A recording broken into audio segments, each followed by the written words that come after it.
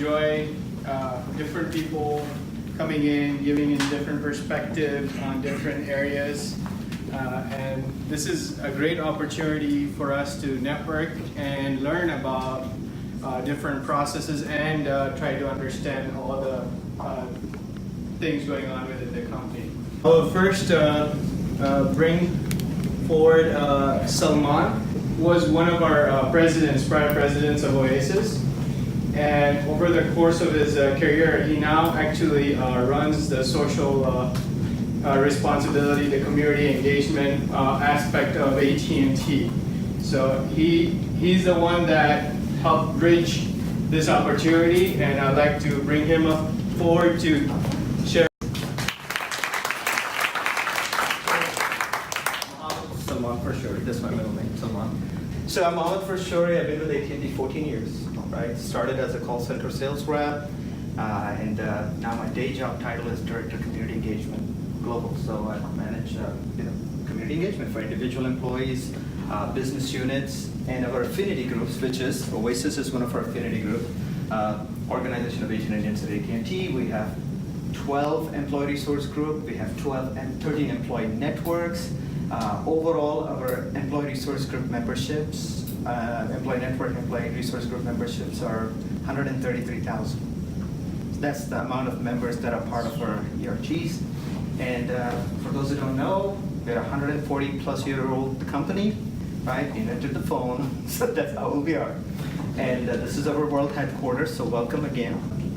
Bill and Mike, thank you so much for this awesome partnership. Always great seeing you guys. Where's Mike sitting? Oh, right there. It's the shade. And interesting is Bill connected me and Mike, and we met at the White House, 2016, right? And that's when we connected, and I found out about the National Millennial community, and then Bill reached out, and it was perfect that you guys were going to be here. And you can't come to Dallas and not visit the AT&T headquarters, or the world headquarters. So I'm glad that you guys are here, and just glad that OASIS connected with National Millennial community. Looking forward to the conversation. So thank you for being here. Thank you. Thanks so much. It's your first time doing this one. I take that out.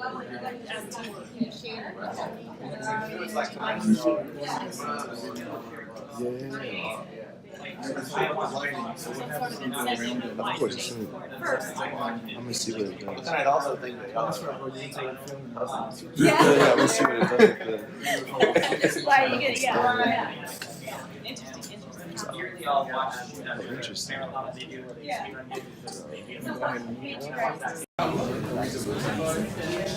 We're trying to make it so the tables look diverse. It's five. Bring one more over here. Well, more than 8, we can't count.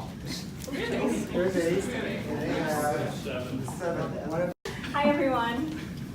My name is Ami Shah, so I'm the president of OASIS Texas, and again I wanted to welcome you guys to AT&T World Headquarters. And if some of you missed the memo in the elevator, this is the former office of our current CEO before they moved down to a lower level. So you're sitting in a historic place where a lot of action has happened, a lot of decisions, important decisions have been made for this company and for the industry in America. We have a couple of pillars that we follow. We're actually a 501(c), so we're actually officially a nonprofit company, but we are mostly comprised of AT&T employees. And we focus on community outreach, we focus on professional development of our employees, and also promoting the AT&T brand and bringing awareness of the AT&T brand in the community. So if you'd like to hear more about that, I'm happy to share. But again, I just wanted to tell you a little bit about OASIS, and with our partnership with the AT&T Community Engagement Team and National Millennial Community, we were able to make this event happen. So again, thank you guys for being here. We hope you enjoy the day, and I'm going to hand it back over to Myth, who's going to go over our agenda for today. It's kind of reliant on you paying back a certain amount of money, so it's the same as when a car company would run a credit check on somebody before they The purchase same way as a car company. Yeah. Okay. Okay. Anybody else? What do you guys think? That's the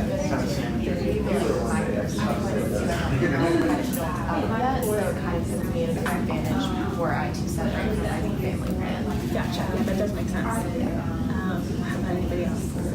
I'm kind of iffy about it. Like, I don't really worry about credit, so I don't want to like that inquiry on hard inquiry for credit. But I understand like, just personally do a prepaid. I don't want they should get the credit check. Yes. Only if you're financing the phone, I feel like, because then you have to hold the money.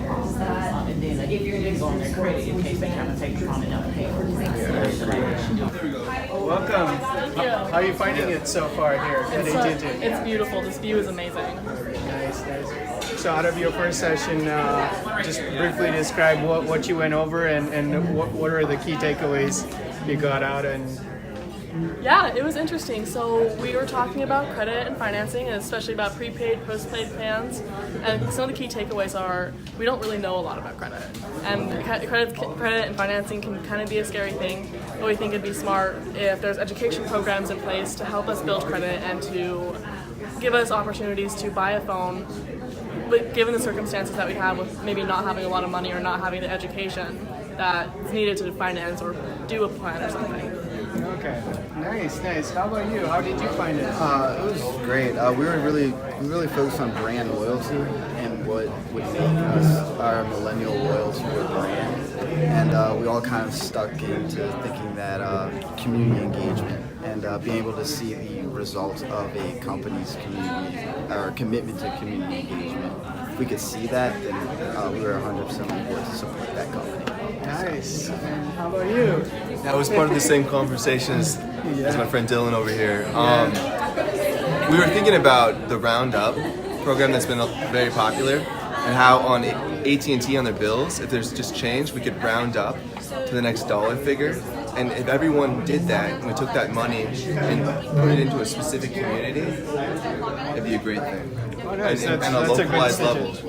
That's great. And any other feedback or anything as you move on to your next groups? I thought it was really interesting. One of the questions was if you took AT&T and you could compare it to a person, what would you think of?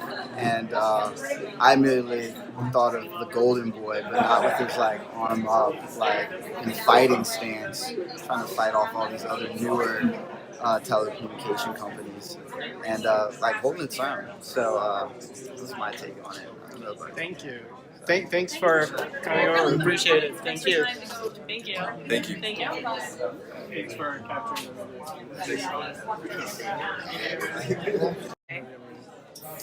Hi, I'm Ami Shah, president of OASIS Texas, and we have some members of the national millennial community here visiting us in the AT&T World headquarters. How are you guys doing today? Excellent. How are you doing? Good, good. Thank you for visiting us. Thank We're really humbled by your visit. Can you tell us your names and what schools you represent? I'm Tishelle Bumpry. I'm from the City College of New York. I'm Eamon Sukar. I recently graduated from Sonoma State University, but I will begin at Claremont Graduate University next month. Congratulations. Thank you. So, what was your first impression upon stepping onto the AT&T campus today? I was wowed. Downstairs, what's his name? Golden Boy. The Golden Boy. He's amazing. So the whole office, but even upstairs looks like an art gallery. So it's amazing. I loved how simple it was. The Golden Boy was obviously a spectacle, and I just really enjoyed the very minimalist kind of feel that I got. It kind of allows you to think kind of creatively and abstractly because it's so simple. Awesome, great. So you guys are members of the National Millennial Community. Can you tell us a little bit about how you became members of this group? I'll let you speak to that first. All right, mine's a little different. So I was giving a speech on multicultural diversity training program, and Bill actually sat in on it. And at the end, he came up to me and asked me a few questions on how I would handle a situation. He placed me in a situation that he had been in prior, and I explained to him how I'd handle it. And he gave me his business card. I reached out to him. And he sent me a ticket to Chicago and said, come join us, this is something I want you to be a part of. And I've been with it ever since. This is my 5th trip. I'm very new to the community. This is my very first trip. My teacher actually approached me, Professor Angela Shakira. She called me literally 2 weeks ago and told me about the trip and about the community. So I was like, very interested. So I packed my bags and I'm here. Awesome. So since you represent the millennial generation, what's one thing you would like other generations to know about millennials? I'll let you go in first and I think about that. What do I want other generations to know about millennials? As far as maybe clearing any type of misconceptions Right. or just Well, I want the older describing- generations to know. I want the older generations to know that they raised us, and so we learned their lessons, and we are now, we've been passed the torch, and I think the world's in good hands. I think we are quite the opposite of the lazy. What's that word? We're not lazy, and we feel like we are very, we're deserving of everything. I forget the word for that. And entitled. There we go. Sorry, it's been a long day. Putting it out there. Yes, we're not the entitled. We're not the lazy. We're not the we're here to earn ours. And as you can tell, we're all in secondary higher education, and we're pursuing the highest things we can pursue. I would like them to know that we really do care about social issues. We care about our communities, we care about things that are going on, and we value entrepreneurship. We are, like you said, we're not lazy at all. We value hard work, and we know that that's what's going to take us to the next level. So, Well, thank you for explaining Thank that. you. And I have one last question. So you're here at the AT&T World headquarters today. You've been through one focus group session talking about various AT&T products and services. Do you have any, just one tip of advice to give AT&T on how we can improve our business? I guess just take all that we say today and put it to use for the future. I would really like to see more organizations stand for more in this world. We spoke very briefly about how all these organizations have these core values. Common core values, equality. What are you doing about that equality? So take a stand and lean in and really do something about what you're talking about. That's a good one. Thank you so much, guys. Thank you for you. visiting us. Thank you. Thank you. Nice to meet you. Thank you so much. Thank you. We will take care of that. Thank you. Well, thanks, Bill, for making it out here to AT&T. We really appreciate you coming out here and bringing your wonderful organization, the National Millennials Community, and sharing input, feedback, different types of strategies and different types of areas of expertise, and collaborating with our group here. We really admire that, and this is an amazing opportunity. It's good to have you here. Well, thank you. Thank you, Bill. So the National Millennial Community was founded by yourself. Can you tell us what inspired you to found this organization? Absolutely. So my 7 interns from all around the country were sitting together, and I was reading these various reports that were being done by these big foundations. And as I was reading these reports, I said, wow, this report contradicts this report, and this report contradicts this report. And it says millennials are destroying companies, and millennials won't buy insurance or cars, or millennials won't stay on a job. And another one says millennials save money, millennials love to work, and millennials will stay on a job if they're rewarded. I said, well, it sounds strange. So I gave it to these 7 interns without comment, and I said, please review these reports and give me an idea of what you think about them. And I heard people screaming and yelling and laughing.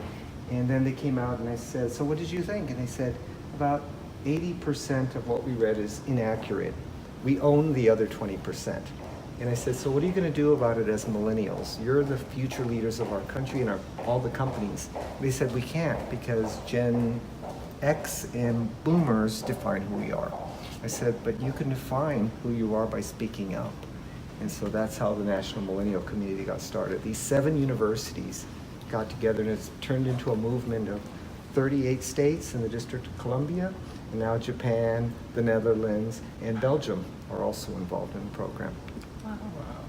Can you describe some of the impacts that this community has made on the corporate world and the entire world in general?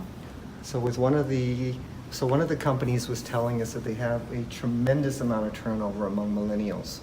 And so they asked this group to help them. And so this group actually sat for an hour and a half speaking to this executive about different ways they can hold on to millennials, inspire them, keep them motivated to stay at the company. And he was grateful. And another company was working on their corporate social responsibility campaign and showed their version of what they had developed. And a lot of the people in the community said, well, we don't quite understand it, but we have an idea. And so multiple people said they didn't understand it. And ultimately, they changed that particular video and created a new one. That's amazing, the impact that you've made to corporations around the country. When you formed this organization and as you yourself learn more about millennials, what's one thing you want other generations to know about millennials? That they want to be engaged. They want to be engaged from the very beginning. They want to be part of teams. They want to feel as if they're part of a company, part of their growth, part of the pain points. And they want that transparency to exist within a company, and they want to be embraced and included in finding those solutions. But I do think that a company like AT&T and OASIS, I mean, just the fact that you're doing this opens up a lot of eyes and doors and ears for these folks, because 3 people in this group were inspired by their visits with AT&T, and they applied for jobs, and 2 were hired by this company because they were inspired by people like you. That's awesome. That's great to hear. And so I think today with the community coming here to AT&T and us leading focus group discussions, I think it's a win-win situation because the millennials have an opportunity to be heard and express their thoughts, opinions, and ideas about AT&T and the industry in general. And AT&T is able to take that feedback back and think about it and think about how we can change our products, services, offerings to show that we're listening to the community. Absolutely, because when they do these sessions, that's the first thing they say to me is AT&T listened to us and cared enough to ask us questions that not only impact the company, but impact their lives. Yep, It's great to hear. And I'm just touched. I'll just my honest, hard opinion is I'm touched to see them, and I'm a millennial, and I do relate to everything you just described, the way you say that they want to be heard. Being in finance, I want to be heard. I want to make sure I make a difference in my organization. I'm able to add input into my organization, be able to pivot people to think differently within the organization. I personally think millennials want that. So I admire that, and thank you so much for even having this organization together. You know, it's like we wouldn't have imagined this even existed, and it is near and dear to our hearts as well. So we appreciate that. Yeah, but I have to say thank you to OASIS. I think that, it's important that a South Asian organization that's part of this AT&T organization shows that you're part of the world and they're part of the world, and you embrace them regardless of your background, your ethnicity, where you're from. And that's one of the key things that this community needs to see, is to see how people like you are integrated in the company, but how you're integrated in the community as well. So thank you so much. So one last question, Bill, that we're dying to know is, what was it like working with Barack Obama? Well, actually, what's interesting is a South Asian gentleman contacted me that worked for President Obama. His name is Gautam. And he called me up and he said, Bill, I know you haven't been involved with this administration, but the president has a request. Would you help? And I said, Gautam, anything for you. And he said, can you please bring 20 to 30 Asian American business leaders to Washington so that we can have a discussion about some of the things that are important to your community? And I said, absolutely, be happy to do it. He said, can you do it in 2 days? Wow. And I said, I beg your pardon. And Gautam said, I know this is a really odd request, but I can give you 3. But I want you to bring 25 people of different backgrounds and ethnicities, people that have made a contribution to America, and bring them to the White House. I said, White House, no problem. 40 people signed up, and we flew to Washington, and we had a really great discussion at the White House. And after that, Gautam called me up and said, well, why didn't you apply for the commission, the President's Advisory Commission? And I said, well, I never thought about serving the president in that way. And he goes, well, we'd like you to consider it. Wow. And so I said, if the president needs me to help, I will be there. And 3 days later, I received a call, and they said, we'd like to interview you for the position. And a few days after that, I had a meeting, and they said, you're going to be one of 16 people to meet with the president. And it was pretty awesome going to the White House and having a conversation. And he was very personable and knew something about me and just said, thank you for doing all you are doing to advance Asian Americans in business. And so it was a really great conversation. This is great. Wow. What's the future? What do you think the future will hold at this point with the new administration in and the outlook of having the Asian American front in this? We right now even have like trade war discussions and all different topics all across the globe right now happening. Do you think that this will be a critical, integral focus for the new administration to transform and understand different cultures? What do you think about that? I'm just trying to get your opinion on it. So interestingly enough, when President Trump was elected, 18 people on the commission immediately resigned. In fact, a few resigned beforehand, but several others resigned, and then 4 of us decided to stay. One was Chinese American, another one was Indian American, myself, and a Filipino American. And part of it is because we wanted to make sure that we were able to preserve some of the things that the president had started in the commission. And so we decided to stay, and we said, well, if President Trump wants to ask for our opinions, that we would offer it. And just a few weeks later, we got a phone call from President Trump's team saying, why did you stay? And we said part of the reason why we stayed is we had unfinished business, but we also believe in public service. And so we may not always agree with what President Trump is doing, and sometimes what we're hearing makes us angry. But if the president wants our opinion, we'd like to be able to offer it. And they said, please stay. Wow. And, Nice. and we did have some emotional worries and concerns. Could we deal with this president? But we met some amazing staff people that actually were very, very concerned and said, we know you were appointed by President Obama, but we value what you have to say. Oh, and that's great to hear. are there programs that we should preserve under President Obama? And we said, these are the programs. And she said, I'd like to keep them. And by the way, I'm from Texas, and she's from Houston. So, and her name is Holly Ham, and she's welcomed us. And she said, tell us the things that President Obama did, and tell us why you're concerned about immigrants, why you're concerned about the dreamers, why you're concerned about tariffs. I will keep an open mind on it. I may not always agree with you, but I want you to be honest. And because of that, we said, we have an opportunity perhaps to talk to the president and perhaps offer some advice and counsel on where we see this country should go. Awesome. Wow. That is very touchy, and I feel like that is a move that, very few people would think. They would be very emotional. They would be leaning one side or the other kind of thing, and being neutral and being able to see the bigger picture of taking care of the community, trying to preserve the community, and taking the effort despite all the noise and volatility in this environment, trying to preserve that median is just amazing. Yeah, and actually under President Obama, we were invited to the White House, and so a lot of the employee resource groups, including AT&T, were invited.